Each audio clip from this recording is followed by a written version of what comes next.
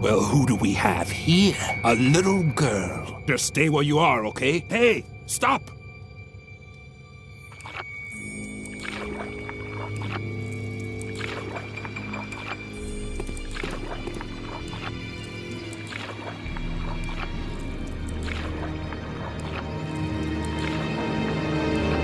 Hey, come back!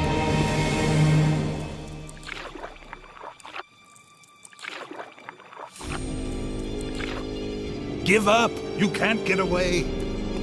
Especially not against the current. Hey! Come back!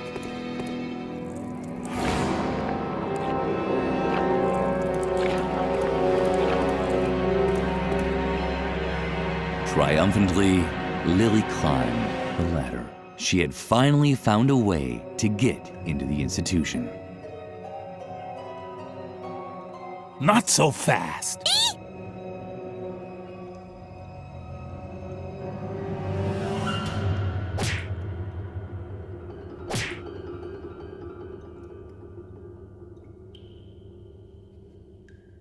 Although she was briefly distracted by a floating energy smarty, Lily was able to reach the ledge. Not a moment too soon as the ladder crashed down behind her, dragging the phantom into the pit with it.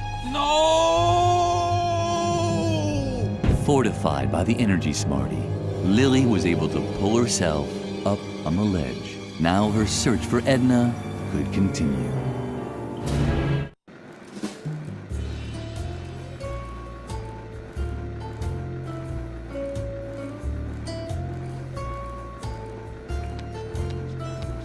Something was missing here.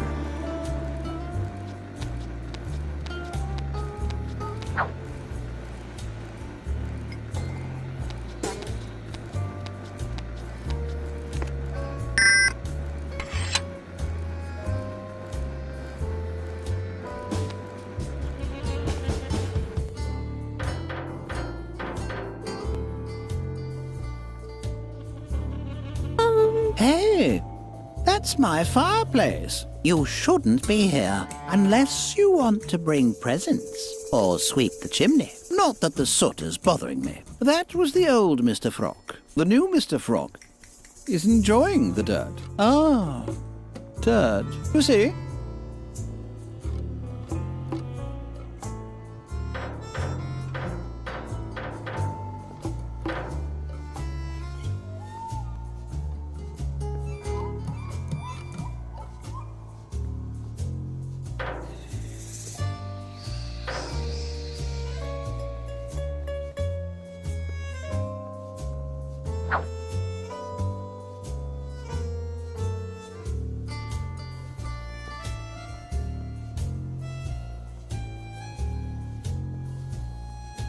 The idea was good, but Lily's arms were too short.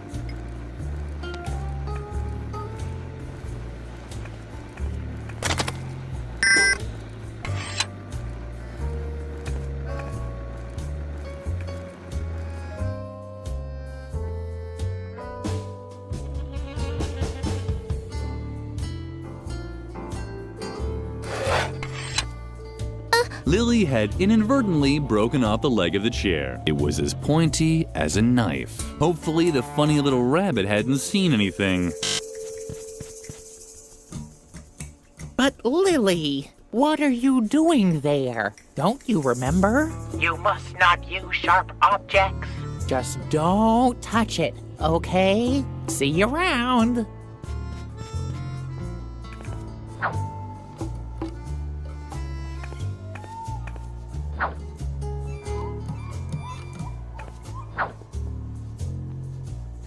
Were there other Belgian pizza delivery services in the area?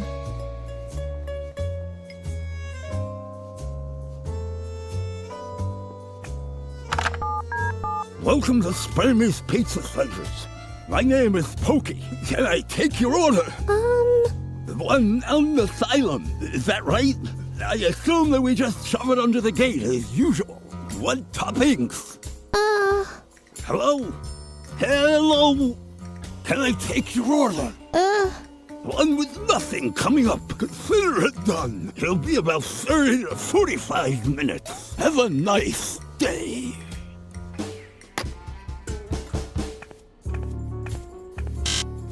But Lily, what are you doing there? Don't you remember? You must not use sharp objects. Just don't touch it, okay? See you around.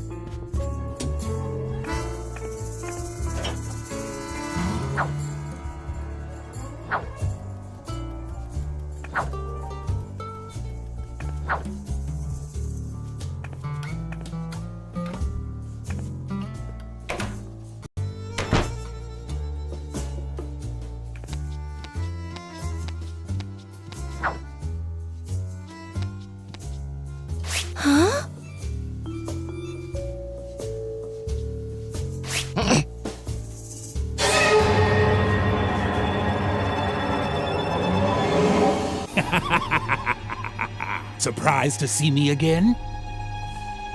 Yes, keep kicking. You won't escape me again. And now hold still until I've decided what to do with you. Lily considered this option, but instead did the following.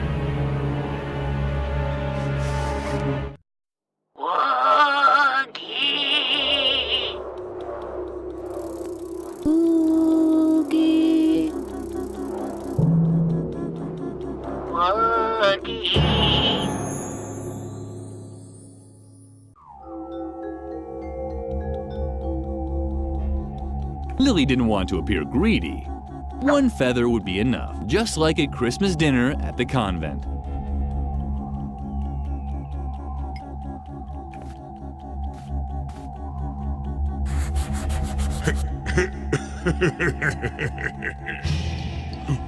Stop that!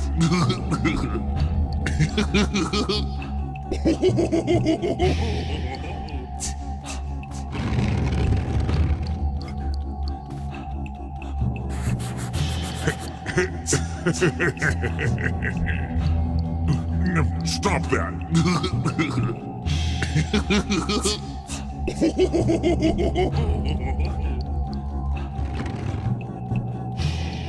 The pain! You dang brat! Look what you did! Don't just stand there! Do something!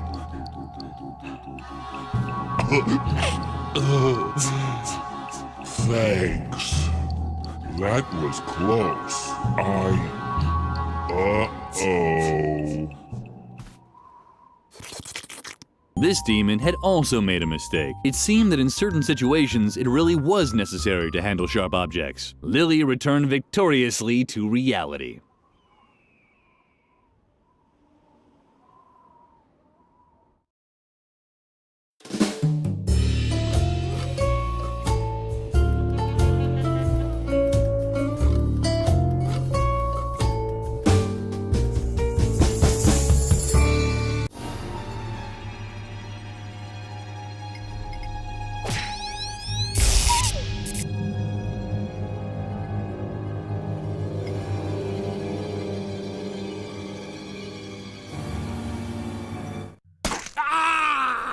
My eye! Damn you, you disobedient brat! Damn!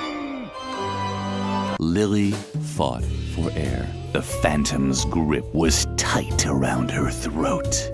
Disobedient, it had said.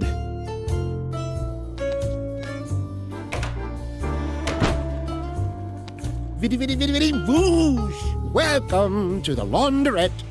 That was your cue to say, this is supposed to be a launderette, and I'll answer, of course! Oh, admittedly, it's a little rustic, but necessity is the mother of invention. Mother knows best, and now we're doing our laundry in the urinals. Too wishy-washy for you? What other choice do we have? Exactly none. You don't have to, you know. Just make sure that the fabrics are separated properly. The toilet sanitizers really stink. We'll do the red laundry in the urinal with the red toilet sanitizer. Yellow laundry in the urinal with the yellow toilet sanitizer. Blue laundry in the urinal with the blue toilet sanitizer. And green laundry in the urinal with the green toilet sanitizer. If you want to try it, just show me some clothing with the right color. Then you can use the matching urinal as often as you want.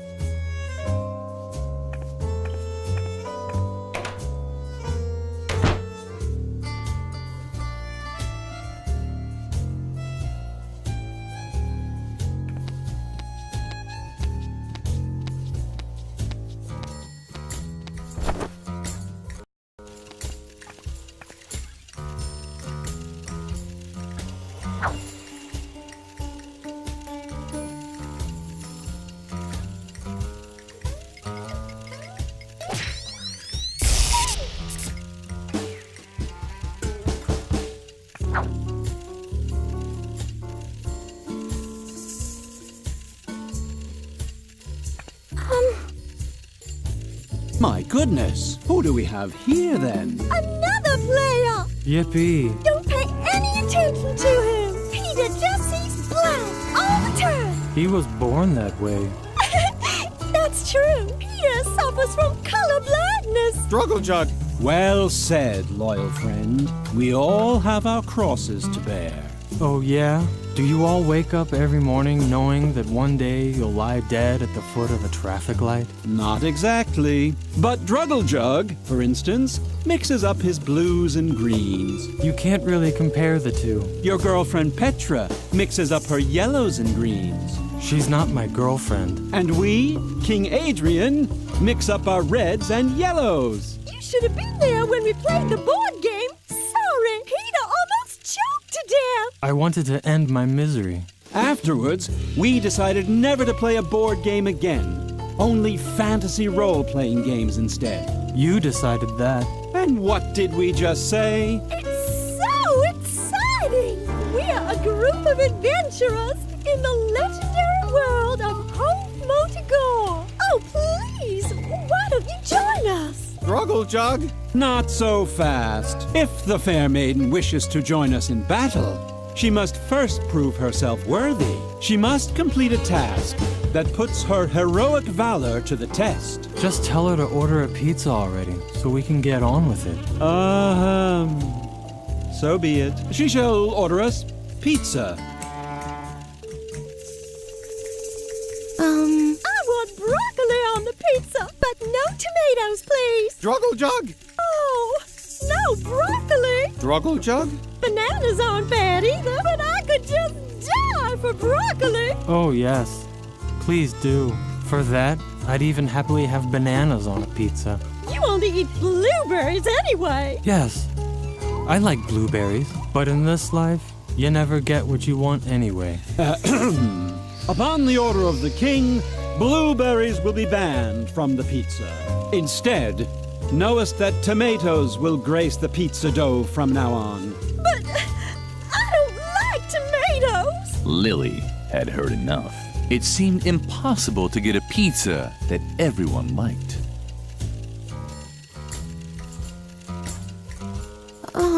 You're probably wondering why Droggy has a green pillow on his head, right? Struggle Jug? My goodness, she's right. What on earth are you wearing? You're embarrassing me in front of my new subject. Struggle, Chuck.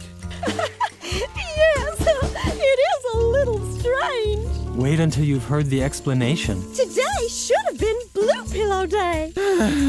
Struggle, Chuck.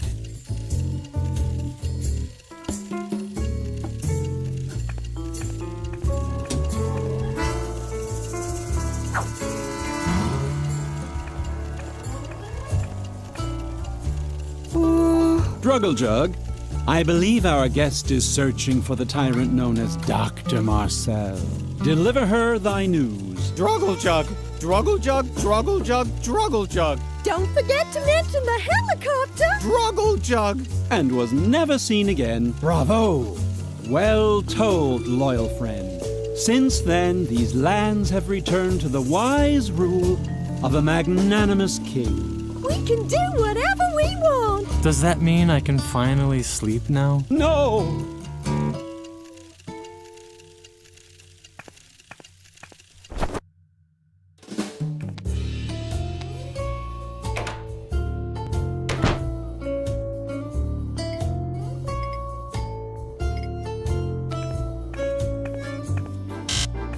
But Lily, what are you doing there? Don't you remember? You must not use sharp objects. Just don't touch it, okay? See you around.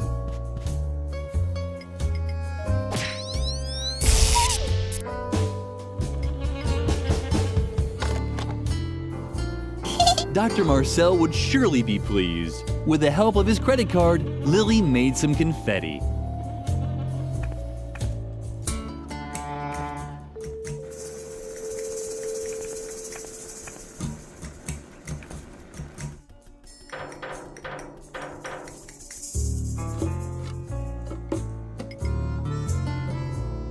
What do you have there? A feather duster?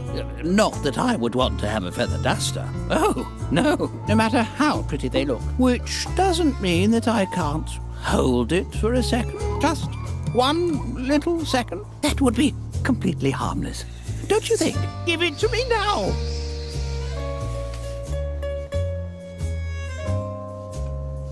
Ah, what a relief. And just look. I even found my old spare sheets. Here, go ahead and take it. You've earned it.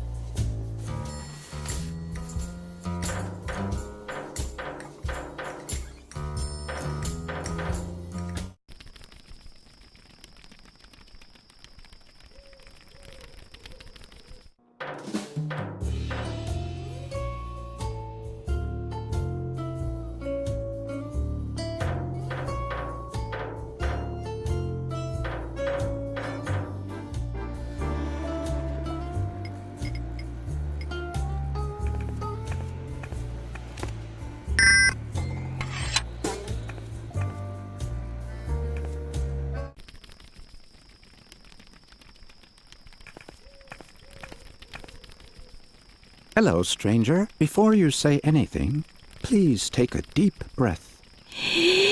And is that what freedom smells like? Or is it just regular air consisting of oxygen, carbon dioxide, nitrogen, soot from the asylum's new chimney, and a touch of diesel oil from the garage? I don't want to seem melodramatic, but I'm somewhat skeptical about this so-called freedom. Ever since Dr. Marcel started neglecting his duties as head of this asylum, it's us, the patients, that carry the burden of creating our own boundaries. And before I'm able to measure up to this freedom, I do have to ask myself a few things. Maybe there are such things as good boundaries. And even in an ideal case, can I really decide where my own freedom starts and stops? It so happens that no one is preventing me from leaving the asylum.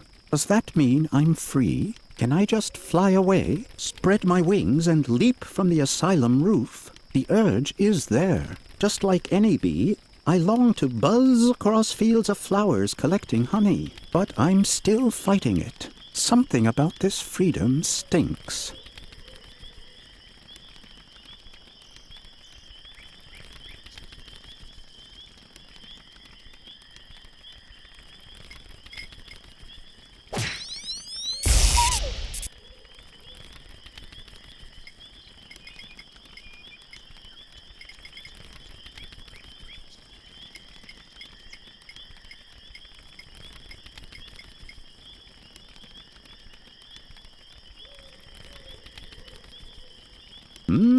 That smells good. But even if the illusion is almost perfect, it's only artificial flavors and chemical esters. An almost perfect illusion, but not real. Like with everything here in the asylum, it's only a half-hearted attempt to trick us into thinking that we're free. And now that no one is stopping us from leaving the asylum, It provides us with a welcome excuse to refuse to leave. Right you are, stranger. I'm just running away from my responsibilities. The responsibility to myself, to accept the deal that the world out there has offered me. I thank you. I've made up my mind. I can't just sit around here doing nothing anymore.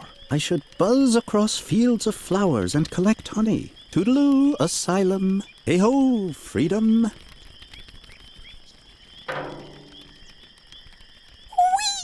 Lily was glad that she had helped the bee man. Soon he would be in a better place.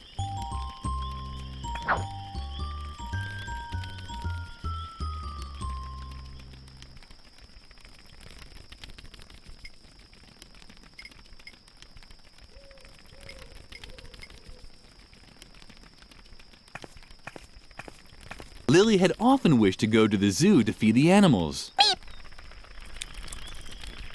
It was even more beautiful than she had imagined.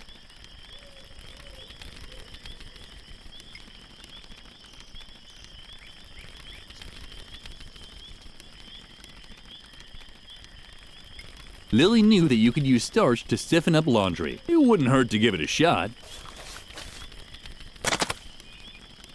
Well, who said it? Now Lily had a stiff towel with holes.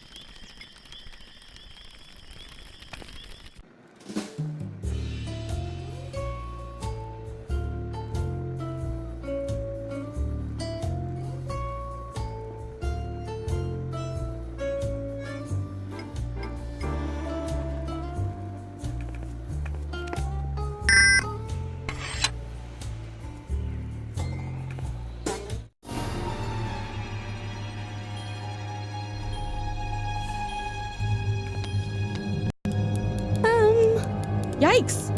What are you doing here? Are you actually dead? Too bad. I could use a little entertainment, but the doctor told me not to talk to other people. At least not living ones. Sorry. But I'm going to have to ask you to leave.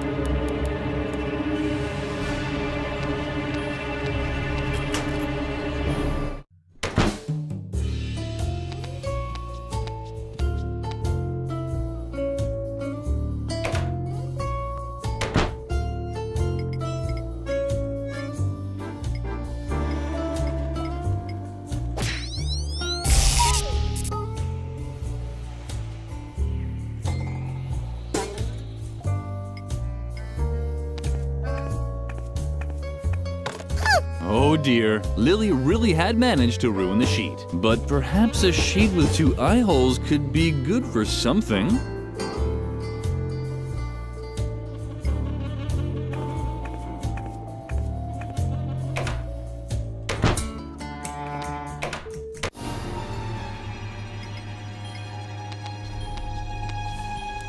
Yikes!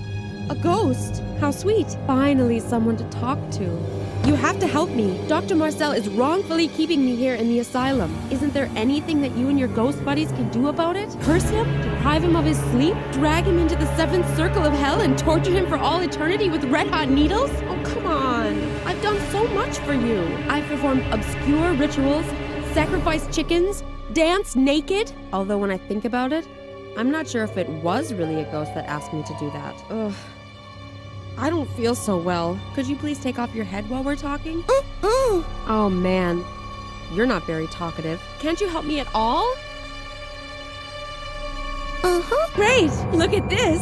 The doctor is forcing me to knit these stuffed rabbits. No idea what he needs them for, but I'm not very good at it. Maybe you could lend me a hand. Wait! I'll push some of the fabric through the hatch.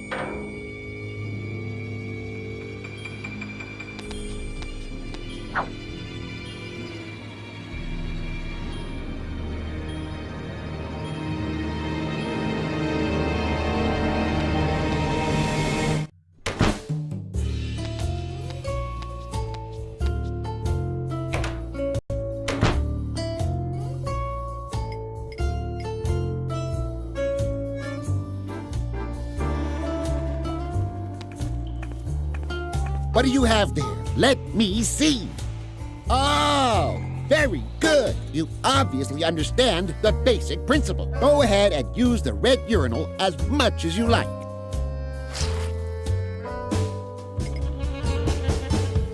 What do you have there? Let me see. Oh, very good. You obviously understand the basic principle. Go ahead and use the green urinal as much as you like.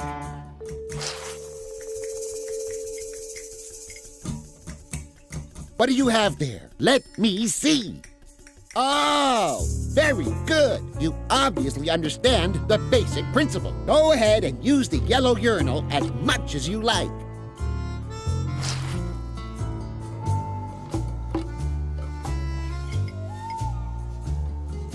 What do you have there? Let me see. Oh, very good. You obviously understand the basic principle. Go ahead and use the blue urinal as much as you like.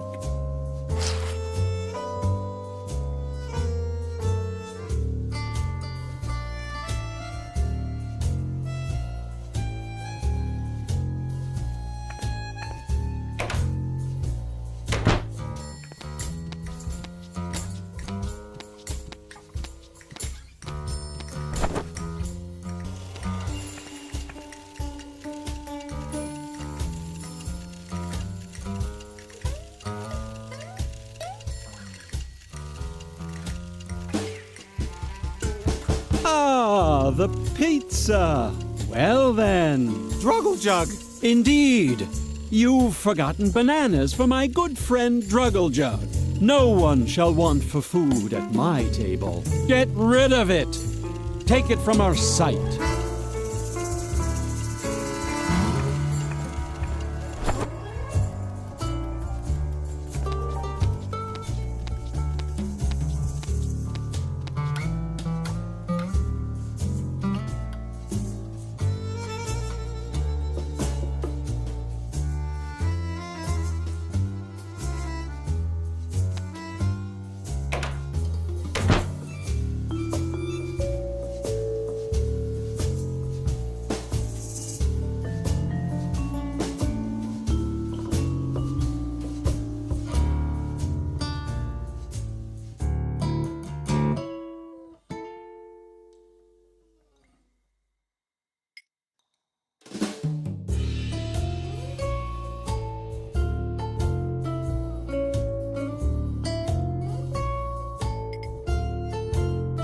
Blue blueberries.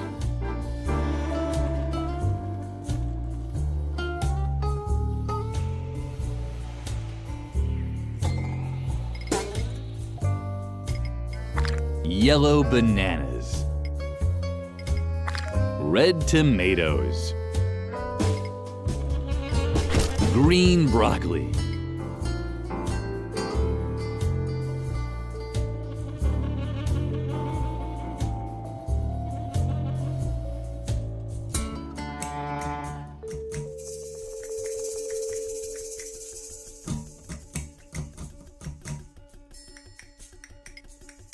The narrator was slowly losing interest in coming up with motives for Lily's action. The truth of the matter was, no one knew what she was doing and why.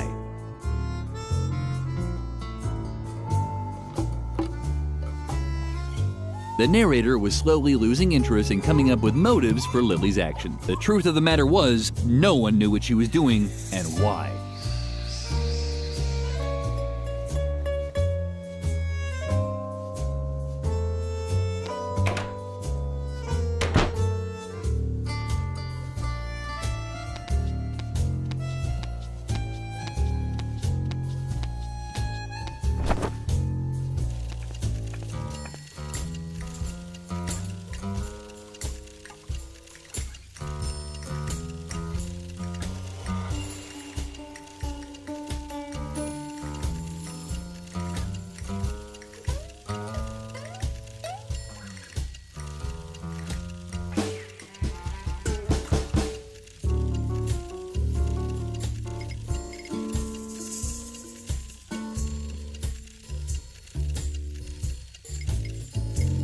Red tomatoes.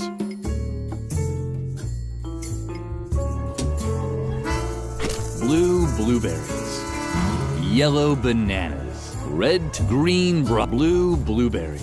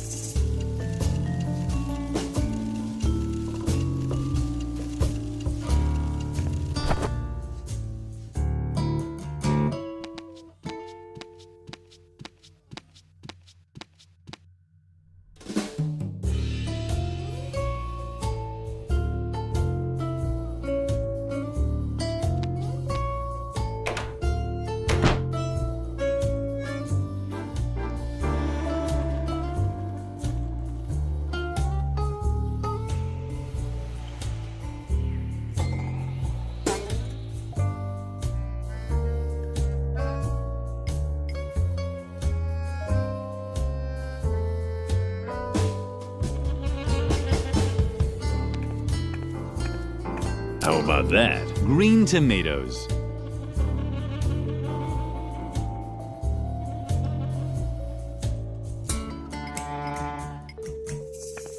How about that? Blue broccoli.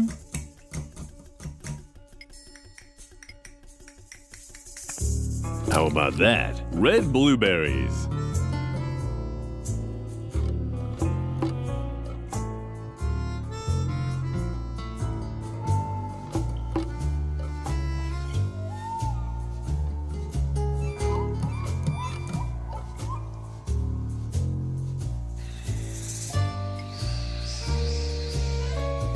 How about that? Green blueberries.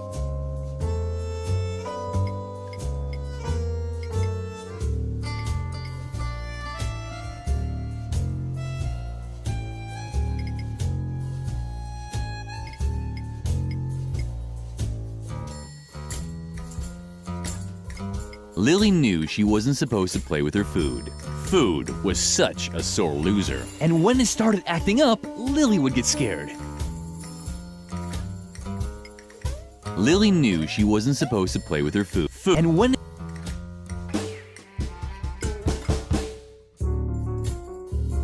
How about that? Red bananas.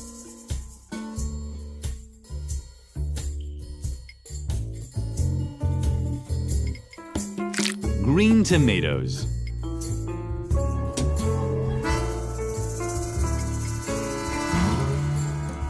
Blue broccoli. Red bananas.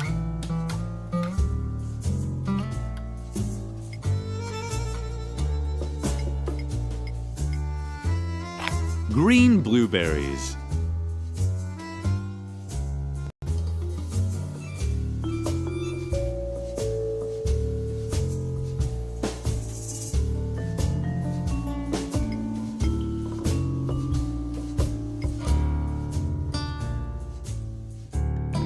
How about that? Yellow blueberries.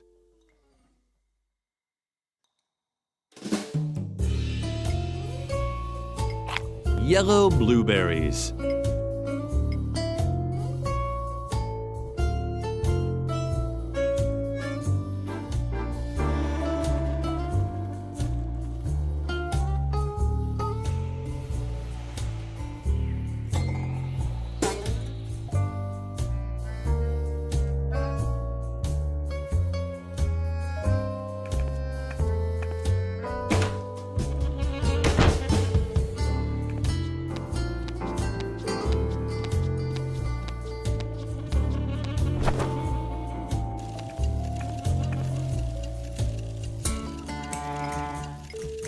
Ah, the pizza. Well then. Superb, superb. Great! I wish I were as good on the phone as you. Struggle jug. And Peter is satisfied too. Satisfied? How could I be satisfied in such a world, in which the only moments worth living for are those when the pizza arrives with the right toppings? That means yes. We owe you one. Peter almost starved to death. It's not that bad. I've already lost all hope of dying honorably anyway. Struggle jug. Well said. Now that the food is taken care of, let us begin the game. Don't you want to play too, sweetie? You'll see. It'll be incredibly fun. If you take pleasure in such excessive self-degradation. That and a dice cup. Struggle jug. Uh-huh. So be it. Then follow us into the world of Hoth Motigor. Your group has set up camp near the infamous Goblin Gorge. Lily found herself in a clearing. The campfire was crackling, and the wind whipped through her clothes. You can hear the war drums of the goblins in the distance. This is your last rest before the great battle. Lily did in fact hear drums. An enormous army seemed to be waiting for them in the nearby mountains. Wait, are you telling the story or am I? What? It's just that I see that you don't have the Dungeon Master screen in front of you.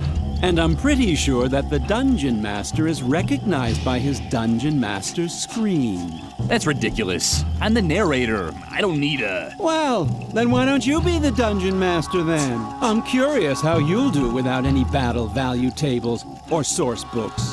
What? But that's... That's what I thought. And now, move over. Ow! Hey! You can't just... Where was I?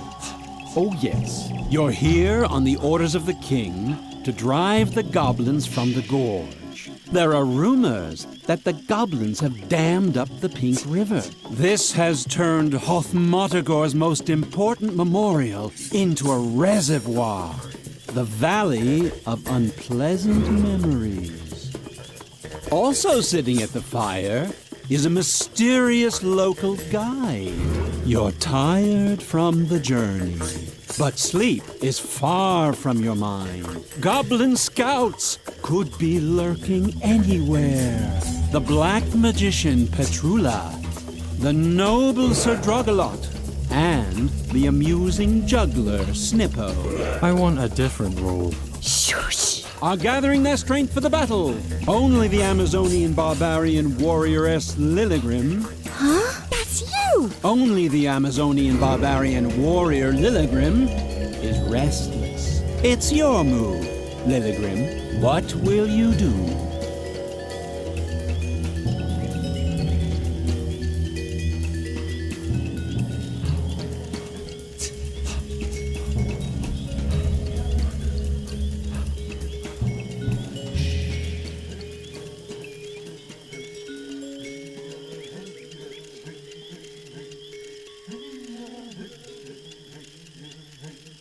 Roll for charisma, Peter. Do I have to?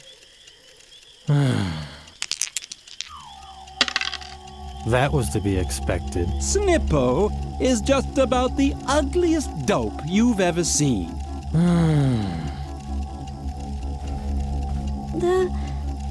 Hello, Lilligrim. Would you like to be amused by my funny pranks?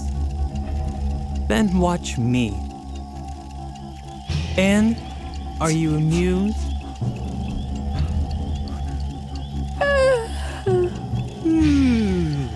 Those are words after my own heart. Somehow I guessed that this would be even less entertaining for me than Malefice. I knew it, but no. Right. It seems that excitement in this exciting world is not wanted. Yes, it doesn't just look like it.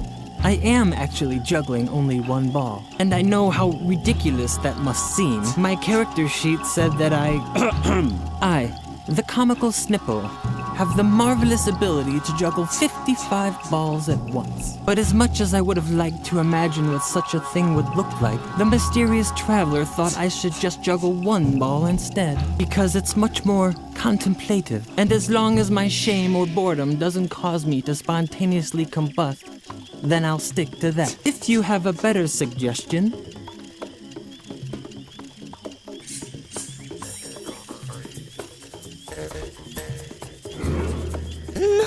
You think I should try it without any balls? Bravo. You found the only way to increase my boredom even more. On the other hand, if I juggle without a ball, I might be able to take a quick nap. No one seems to object to sleeping around here.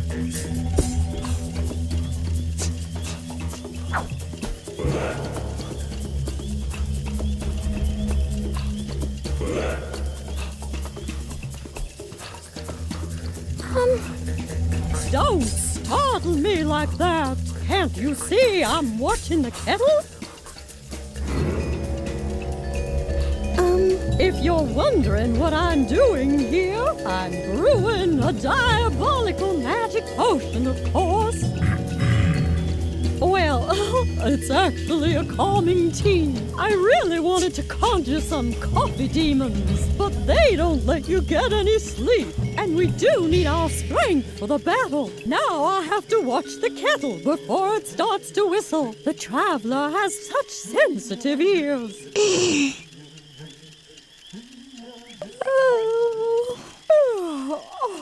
Please don't yawn so much around here. Don't you know how contagious that is? And I have to watch the kettle. Oh.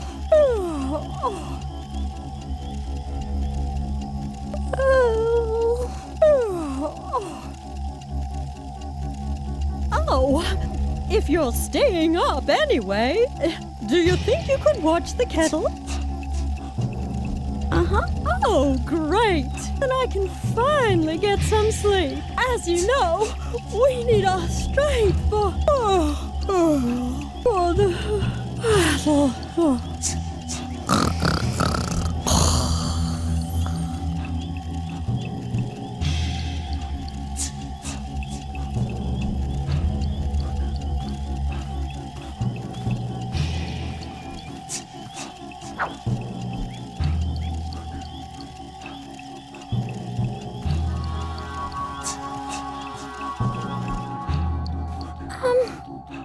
Well, well, is that the legendary army of Hoth Mortigor? A little girl with braids?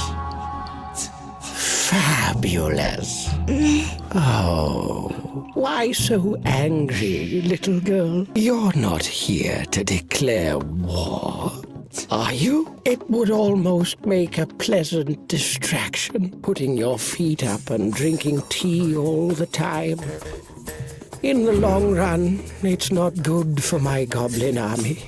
But why should I sound the horn for battle? My scouts told me about your lazy companions. You can't possibly think you can defeat my army with those dopes. I hardly think so. As long as we're not being attacked, I'll stick to the advice of this friendly traveler. Wait and see, and drink tea. Lilligrim was boiling with rage. She was very close to throwing a tantrum, but something was holding her back.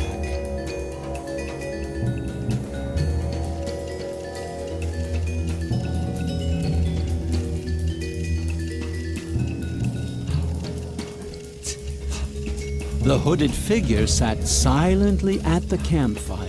Strange. I can't remember him being in the adventure. Which source book does he come from? You see a large cauldron. Roll for perception. You discover a safety valve.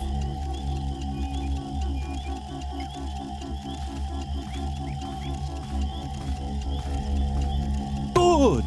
The ball was stuck, but the pressure in the cauldron still wasn't enough for something to happen.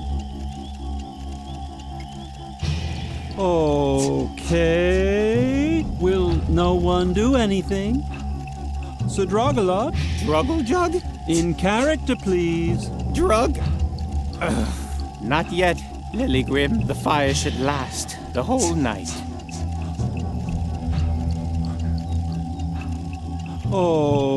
Okay. Will no one do anything?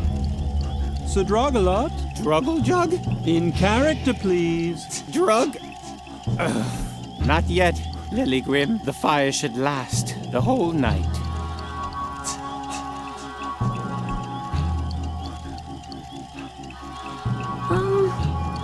Hello, Lilligrim. You're still up? You should get some rest. I'll keep guard and make sure the fire doesn't go out.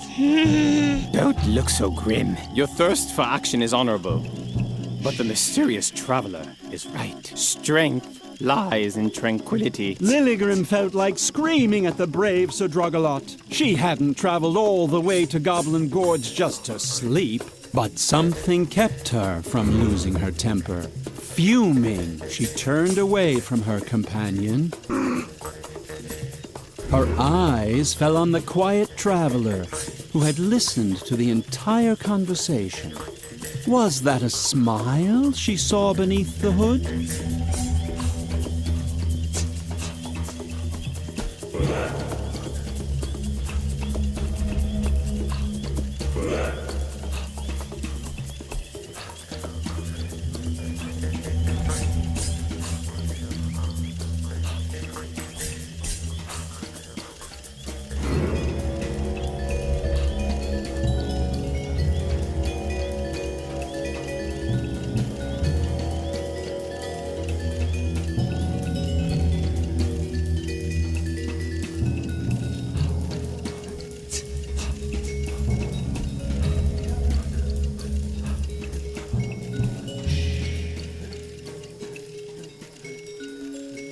Are you worried about the fire?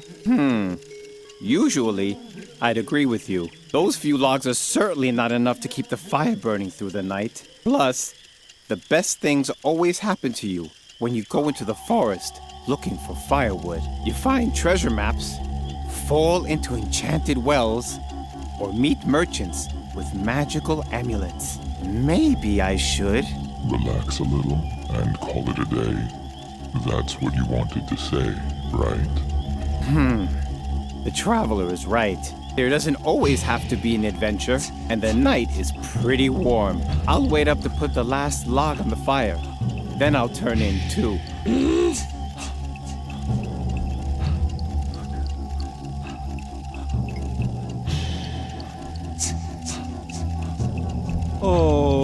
Okay. Will no one do anything? Sir Drogalot? Druggle jug? In character, please. Drug? Not yet, Lilygrim. The fire should last the whole night. Go ahead and lie down. I'll make sure that the fire doesn't go out.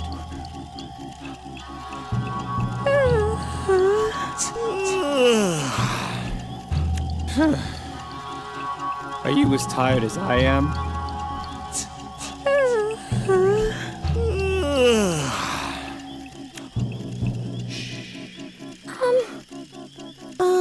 I know what you want to say. You're here to fight, not to sleep, right? Maybe tonight we should. Remain calm and gather our strength. That's what you wanted to say, right? The traveler is right. Acting in haste is never a good idea. Don't worry. I'm sure the goblins won't attack us tonight. They're guarding their reservoir dam in the gorge. But I do wonder what their plans are. Damming up the Pink River and flooding the Valley of Unpleasant Memories. Why? It's all very mysterious.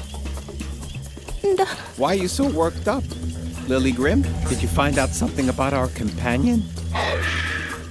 There's no reason to get worked up.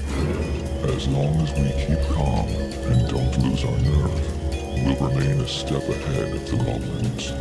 The traveler is right. Nothing is so urgent that it can't wait until tomorrow.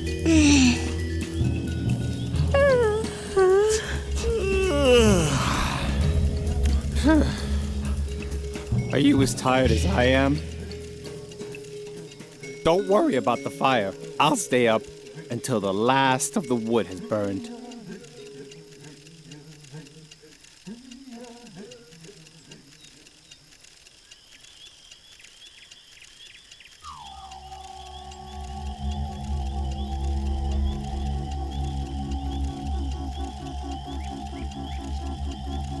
You see a large cauldron.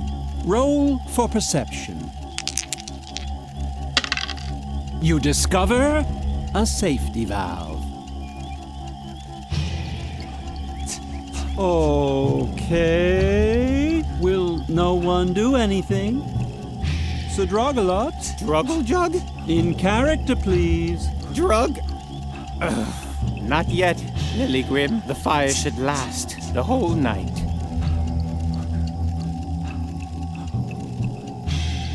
Go ahead and lie down. I'll make sure that the fire doesn't go out.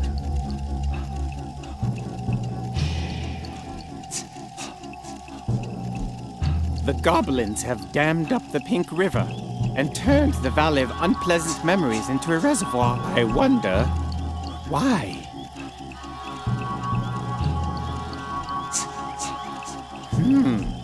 Maybe you're right, and we should. Not rush into anything. Exactly. Save your strength for battle, Lilygrim.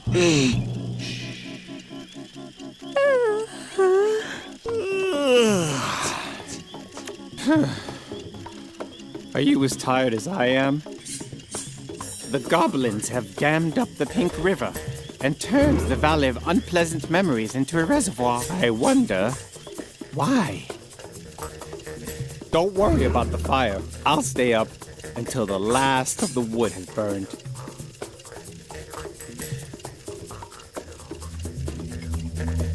Okay.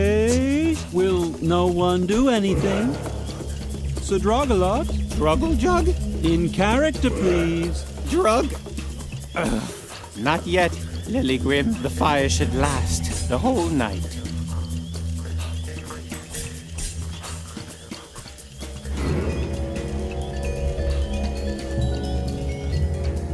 Don't bother. As long as we are not being attacked, I'll stick to the advice of this friendly traveler. The battle horn is not going to sound today. Just go back home, little girl.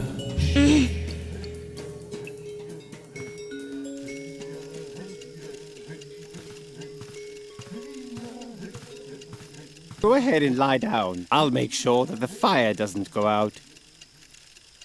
The goblins have dammed up the Pink River and turned the Valley of Unpleasant Memories into a reservoir. I wonder why. Don't worry about the fire. I'll stay up until the last of the wood has burned.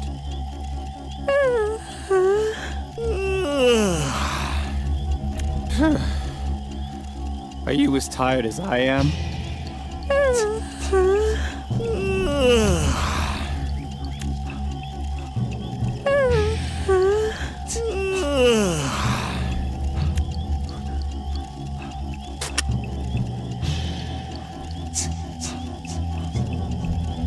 You try putting the logs on the fire. Roll for sneak and hide so Sudrogalot doesn't wake up.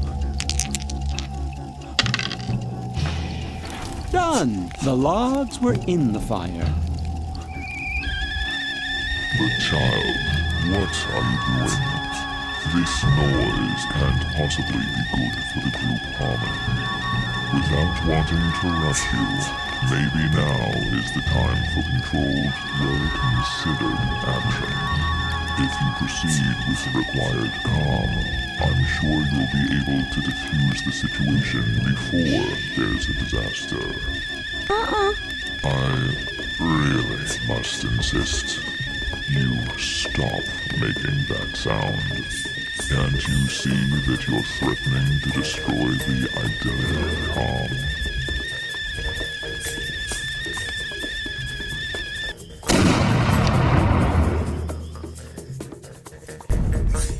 But that's to arms! They've declared war on us! Sound the horn!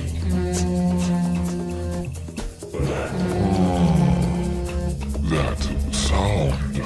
I have to keep calm. Enough. I can't take it anymore. This noise is driving me crazy. I'm losing control. To arms.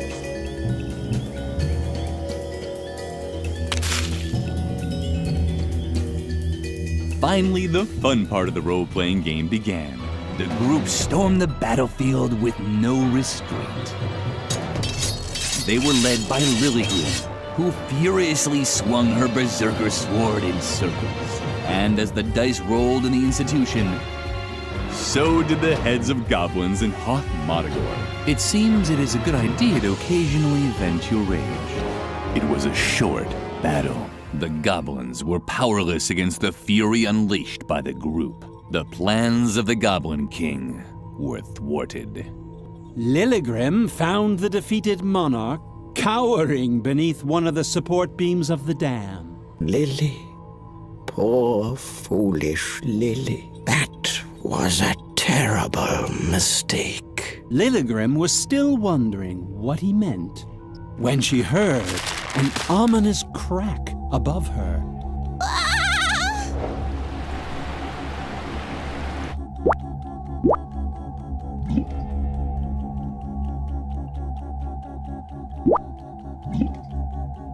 When the pink floods had subsided, our heroes were faced with an incredible sight. The Valley of Unpleasant Memories. Will you look at that? I have to admit, I'm really blown away. We shouldn't be here. Ha! You've always been quite the comedian, Snippo. No, I mean it. This valley is cursed. I heard that. Wait a second. Lily? What's wrong with her?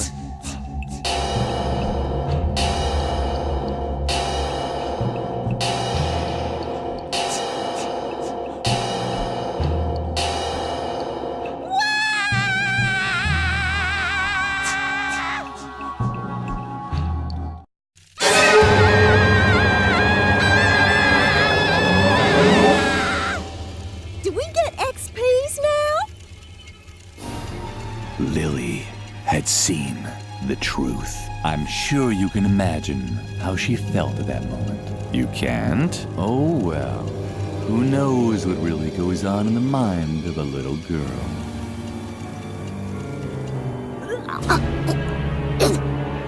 You feel all right, little girl? Little girl? Hello? Are you okay? I was worried, you know? Brr. Am I crazy, or did it just get colder in here?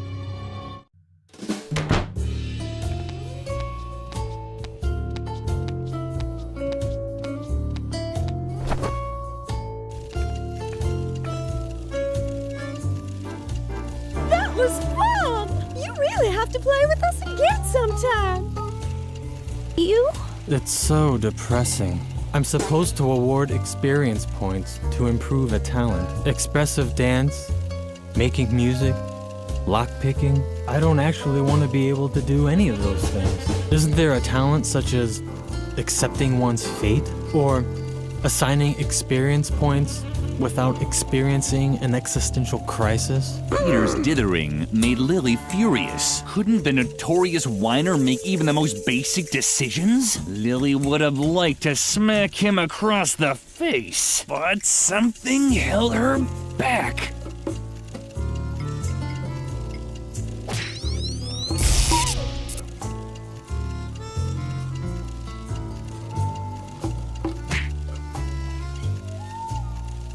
Ouch!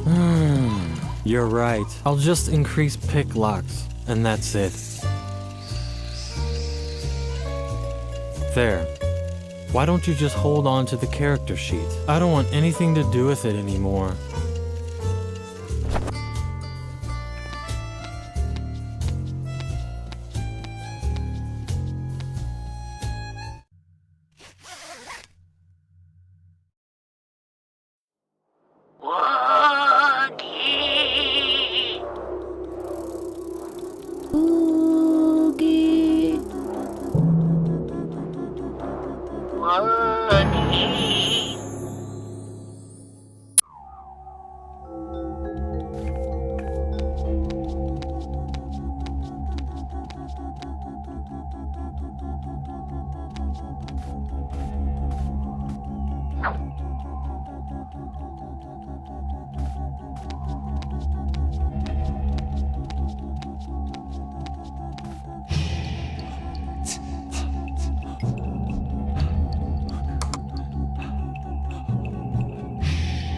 It sounded crazy, but she now actually had the skill to pick locks. Done. The gate was open. She wondered if...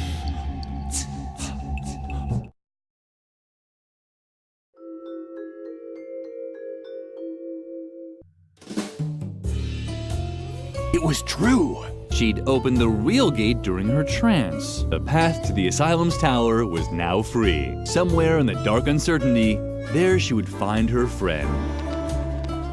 Without really thinking about it, Lily took the stuffed rabbit with her. If she was going to enter Dr. Marcel's realm, she didn't want to do it alone, like she usually did.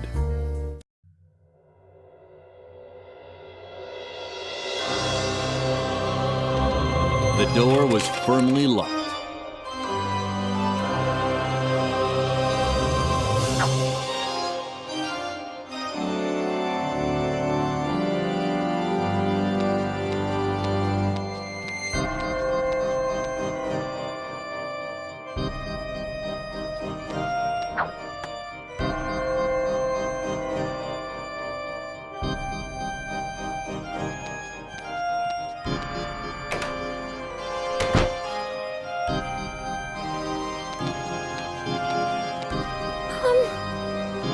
Leave me alone. I'm a hopeless case. Father was right. Yes, you heard correctly. I'm Reuben, Dr. Marcel's secret second son, Alfred's older brother. Lily didn't know who Alfred was, but she still thought it was appropriate to catch her breath and shock. We were supposed to have the perfect upbringing. Pops thought traditional methods were inadequate. That's why he began developing his own, while Alfred responded to his practices. I developed conspicuous behavior. I was a failed experiment. Pops was so disappointed that he kept me in the asylum cellar, hidden from the outside world. Alfred, on the other hand, was presented as a shining example of his parenting methods. I never had a chance to make him proud of me. Since Alfred died, everything just got worse. I'm invisible to him. A ghost, a bad dream. The strange circumstances surrounding Alfred's death showed him that childishness is a disease that needs to be eradicated. I should have died back then. If I could only see my brother one more time. I never got to say goodbye to him.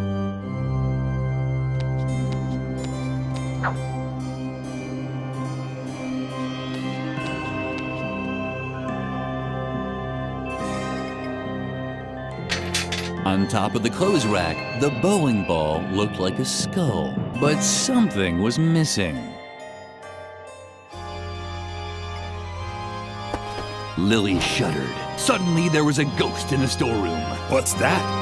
A ghost? Hey, listen here. If anybody's gonna do any haunting here, it's me. Beat it. If you see Alfred, tell him to haunt round this way sometime. I never got to say goodbye to him. Somebody had left their lunchbox. That would never happen to Lily. She didn't have a lunchbox.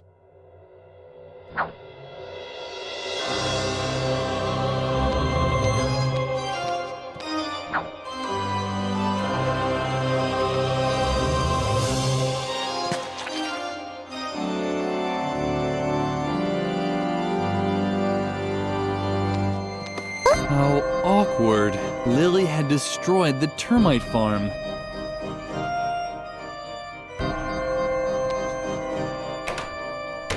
Noteworthy, the termites scarfed all the pancakes and ate a hole through the door in the process.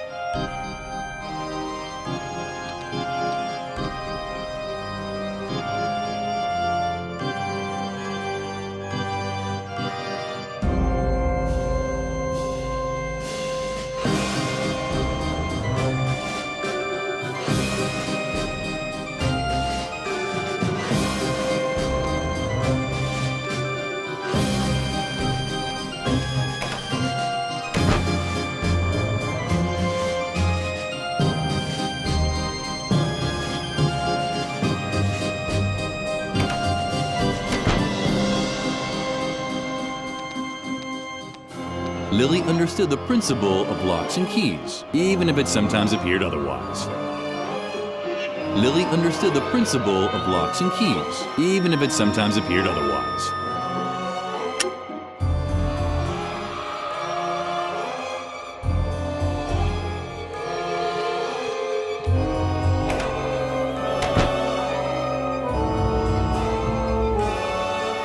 What's that?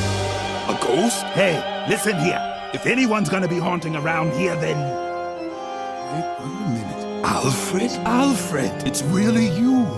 I can't believe it. Oh, Alfred. I never got to say goodbye. And I have so much I still want to tell you. Where to begin? Oh, yeah. I know. You lousy, dirty toad! Because of you, I've lived my whole life in a stinking sewer. Just you wait.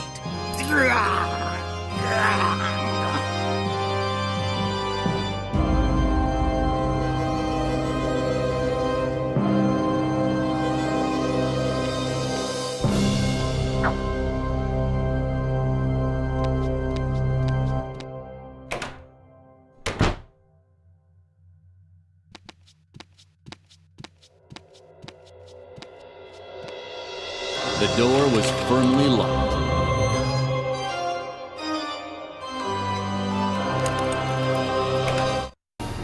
Lily! Oh, thank goodness. We were so worried that they had gotten you too. The doctor has completely lost his mind. He wants to turn us all into mindless puppets. Just look at what he's done to Mother Superior. Oh, hello, Lily. Nice to see you. But what are you doing here in the middle of the night? Did the other students make you do this? They are such naughty children. You, on the other hand, were always so good. So good. I'm sorry that I was always so strict with you. But now, thanks to Dr. Marcel, I'm a good child too. Come, Lily. Sit down. You can help me embroider the dolls for the doctor. Just ignore her. Please concentrate on finding a way to get us out of here. We have to split before the doctor... Uh-oh. I finally caught you. I was hoping you'd show up here. I can use all the help I can get to speed up production of my hypnosis dolls. Soon, I'll be delivering them across the entire world. And then, naughty children will become the stuff of fairy tales. Once I've subjected you to my improved hypnotherapy, nothing can stop me.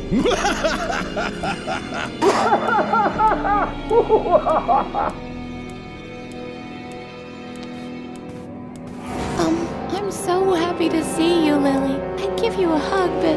oh well. This wool version of an H.R. Geiger nightmare is sort of restricting my movements. Can we postpone this touching reunion scene until later? First, we need a plan for how to get down from here. Your mama needs a plan. My mother has a plan. For example, to convey me a sense of reality. What's your mother's plan? Oh, I forgot. You no longer have any parents. Oh, that's mean. What? Oh, Lily is right. We should concentrate on getting out of here. I agreed. Twit.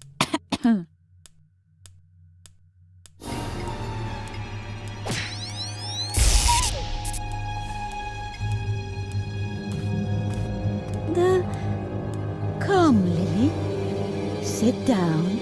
You can help me embroider the dolls for the doctor. We are good little children. So good. It appeared that Mother Superior was under the influence of Dr. Marcel's hypnosis. That means she wouldn't be much help. Lily caught herself wishing the old, strict Mother Superior was back.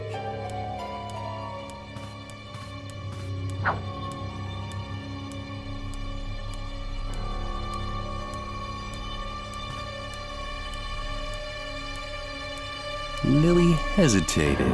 Usually she waited until Mother Superior was gone before she rummaged through the garbage. But Lily was running out of options. But what was that? Were they eyes?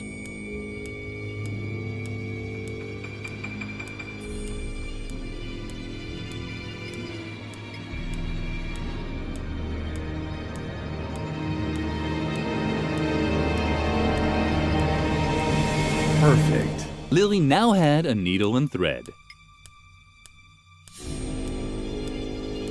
Lily had an idea. She knew she couldn't sew very well, but maybe it was good enough to give Harvey back his old eyes. She made her first stitch.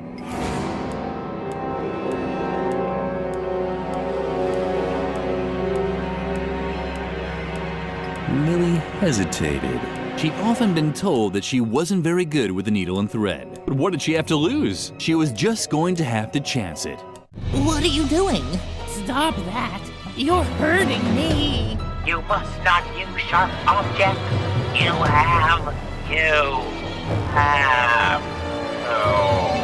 have to scratch my fuzzy butts. I'm back! I can hardly believe it! I'm my old self! Harvey? Is it really you? And there's Edna! Come on! Go, go, go! Let's set fire to something and fly to the moon! Just so we can eat it up! Go for it, Lily! What are you waiting for? Let's tear this joint apart! Yippee!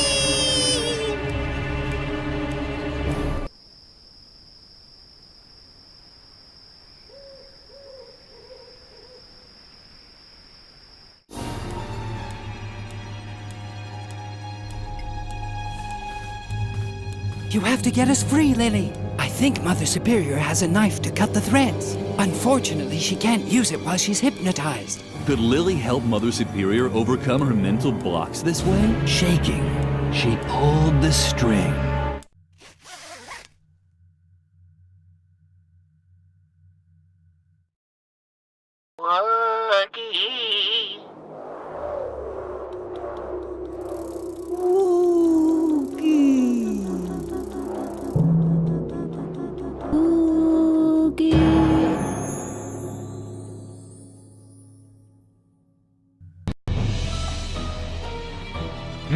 Hey, Lily, you're here too. Cool. What's that? Some kind of fight? Less talking, more fighting.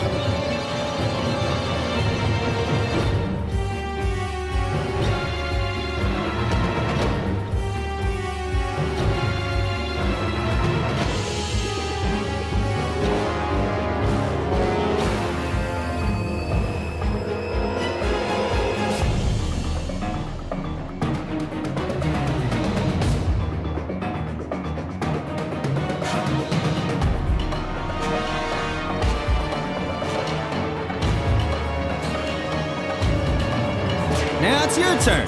Select one of your Harvey figures on the right side, then an action from the list at the bottom left. Finally, where it should be executed. Read the instructions in the action window to decide which action you want to use. Each Harvey can normally move once each round, but be careful. Them there Harvey demons will put up a fight.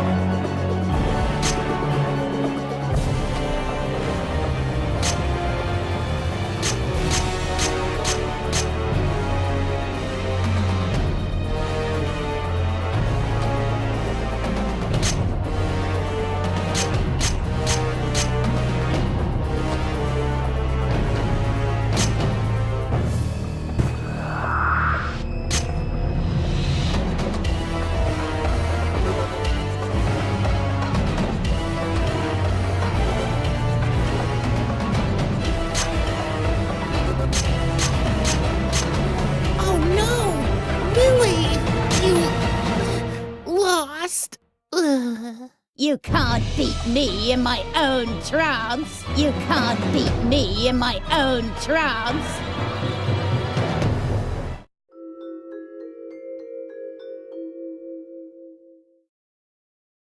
That was unfair. Lily would have won that fight. How was she ever supposed to break down Mother Superior's blocks if the referee keeps interfering?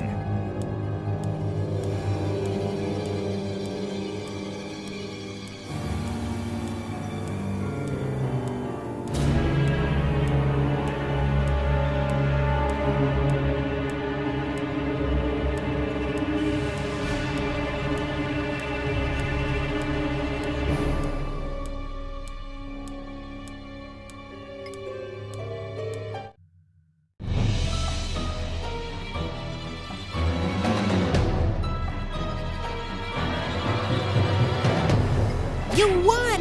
Yippee! No, it can't be, you damn rabbit. You were supposed to make sure she would stick to the rules. She can't just do whatever she wants. Of course. Riot! But we need rules! Otherwise...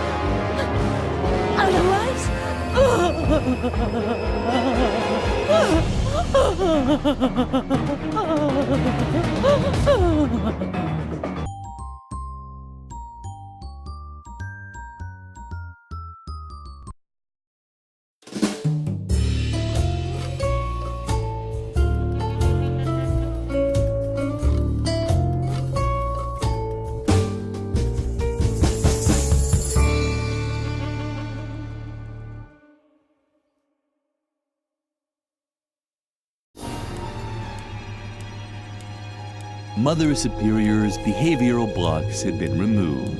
Had Lily made a mistake? Was Mother Superior once again as strict and vindictive as before?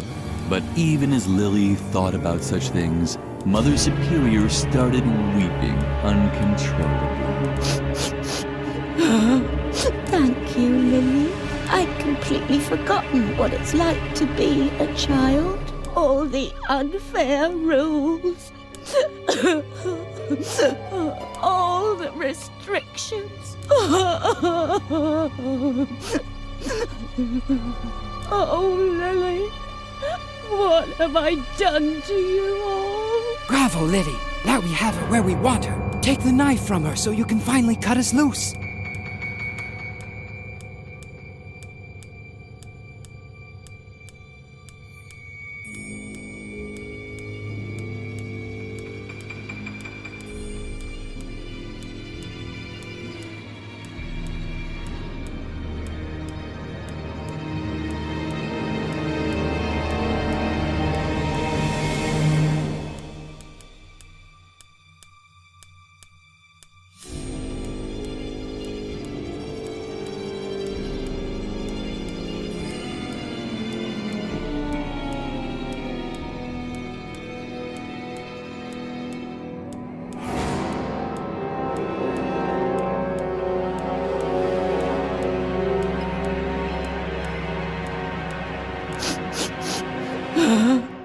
Oh, isn't that cute? Do you think I could hold it? But Lily, what are you up to? Do you really want to give me to Mother Superior? I mean, she could do with a bit of pizzazz in her life, from the looks of it. But I thought the two of us are friends. We could try so many things. Come on, let's light a few things on fire. Or talk with Edna. Or build something crazy out of different stuff. Or... Do you really want to give me to Mother Superior?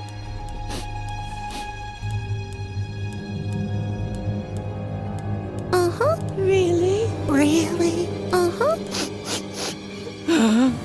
Oh, Lily.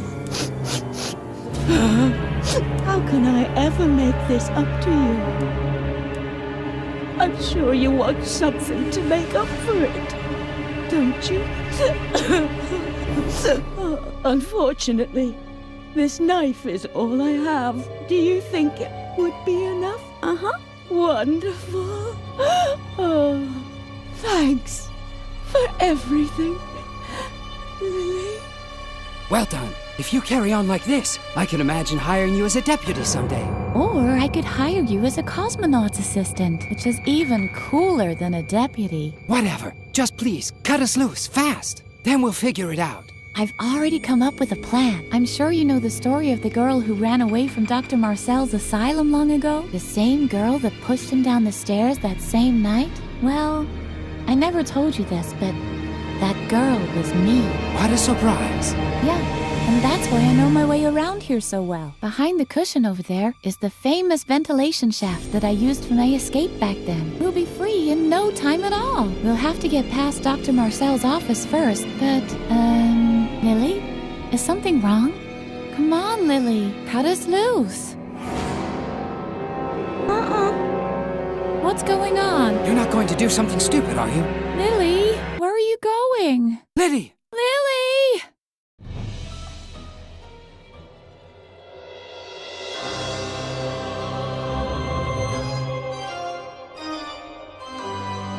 Are you sure that's what you want to do? Excellent. I knew right away that you're dangerous. The other children, those were accidents. But now, you're here with a sharp knife, ready to kill a helpless old man. You might feel well, but the truth is, you're sick. Very sick. You need my help. You don't believe me, do you? You think you're doing all this for Edna's sake. Oh, Lily, there's something you should know.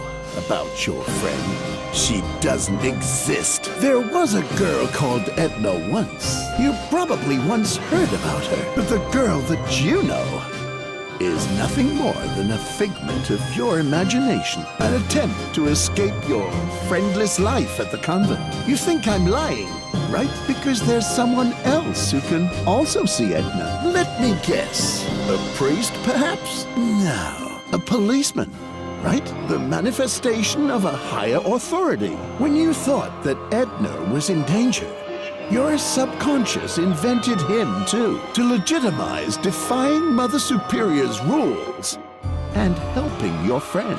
Just ask her yourself. They're here. They're a part of you, Lily. Oh, Lily, I'm sorry. The doctor's right, Lily. You're just imagining us. Now put the knife away. The game is over. Wonderful. Finally. You see the truth, all the reasons that brought you here in the middle of the night, armed with a knife. None of them were real. Now put the knife on the desk. I'll hypnotize you immediately. Only my therapy can heal you. Unfortunately, he's right, Lily. Don't do it. Put the knife away, Lily. Be a good girl and do what you're told. Lily was close to tears. She'd only just learned not to always do what she's told, and now it was supposed to be all wrong? While the others were talking to her, another voice kept getting louder. A voice that told her, "Continue. Continue." Don't do it. Don't do it. Don't do it. Put the knife away. Do what you're told.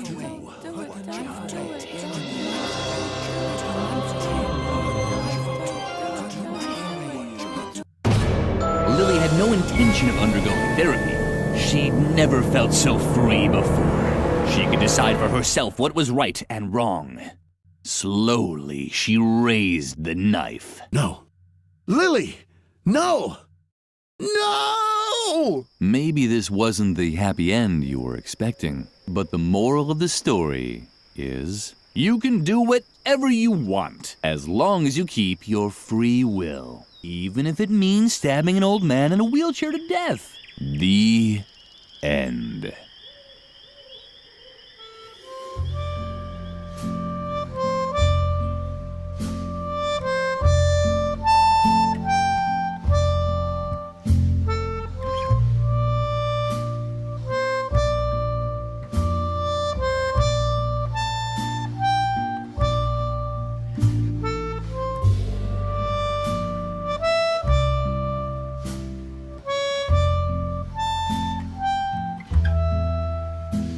It seems like you need to be solaced, telling from the scratch on your knee. You fell and got hurt in the process, and now you come crying to me. I catered for these circumstances, and hands carry needle and stitch in my pants. Don't worry, my dear, there is nothing to fear. Just a stitch and a sew, soon it's almost as new. And the cut will adhere after all. You have to admit it is not as severe.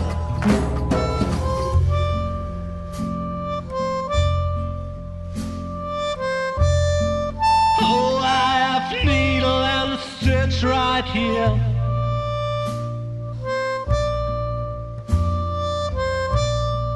Take care or you'll end up scarred, my dear.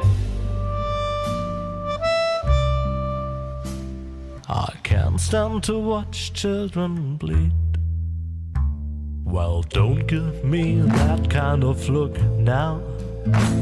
Just keep going on, soon you will see how everything will end well, though it still may depend on your skill. I catered for these circumstances, and hands carry needle and stitch in my pants. But But yet needle and thread can bear dangers instead. If you're clumsy and plump and all fingers and thumbs, it might just turn out bad, especially when it comes to delicate operations like that.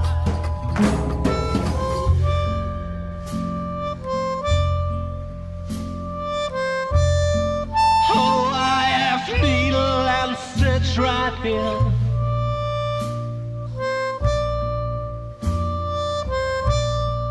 Take care or you'll end up scarred, my dear. I can't stand to watch children bleed. I guess I should revise my statement. The wound is not going to heal. Forget about all that I said and work harder on your stitching skill. I catered for these circumstances, and hands carry needle and stitch in my pants. Now you pay the bill for your lack of skill, and please do stop crying and mourning and sighing. Don't weep like a whelp that is painfully dying. I merely was trying to help.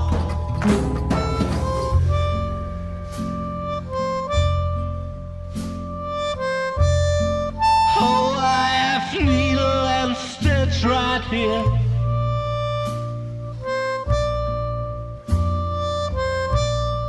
Take care or you'll end up scarred, my dear.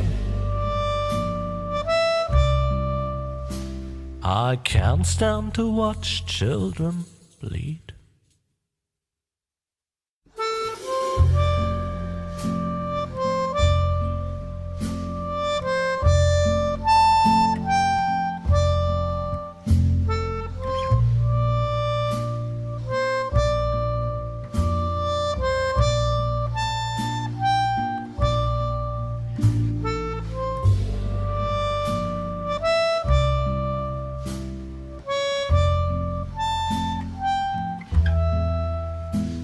It seems like you need to be solaced, telling from the scratch on your knee.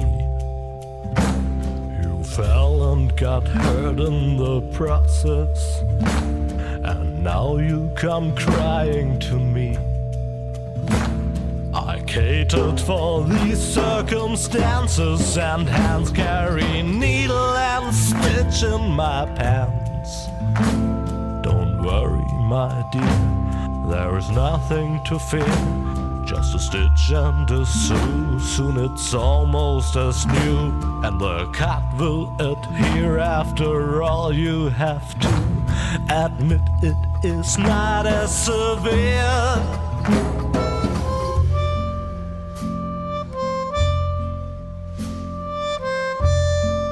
Oh, I have needle and stitch right here.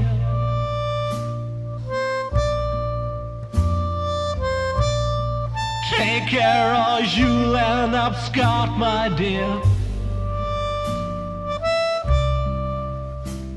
I can't stand to watch children bleed. Well, don't give me that kind of look now. Just keep going on, soon you will see how everything will end well, though it still may depend on your skill.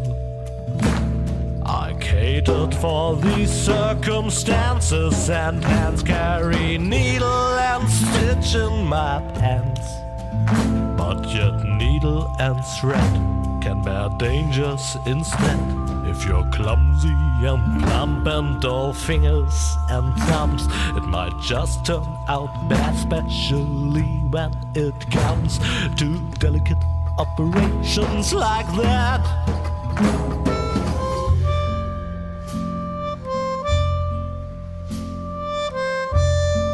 Oh, I have needle and stitch right here.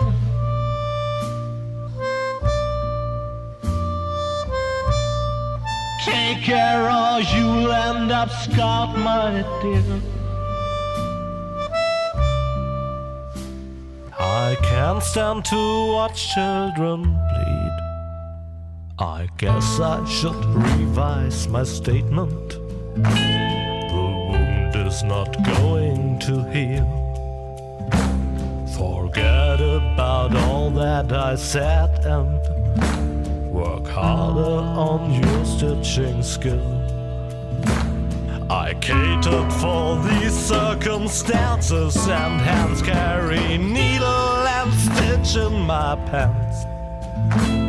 Now you pay the bill for your lack of skill, and please do stop crying and mourning and sighing. Don't weep like a whelp that is painfully dying.